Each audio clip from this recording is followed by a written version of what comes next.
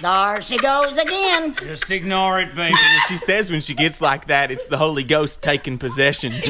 What's she gonna do next? Start handling snakes or speaking in tongues? You hear that? Uncontrollable laughter. One of the first signs of insanity.